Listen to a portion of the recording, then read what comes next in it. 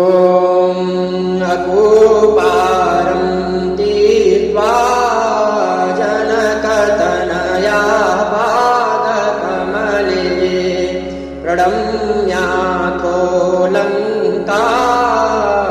मनयत सलीलं मलिनतां कृतेयो रामस्य प्रथितचरितं कल्मषहरं सदाहं तं वन्दे पवनतनयं भक्तपरमं मनोजवं मारुततुल्यवेगं जितेन्द्रियं बुद्धिमतां वरिष्ठं वातात्मजं वानरयूथमुख्यं श्रीरामदूतं शरणं प्रपद्ये।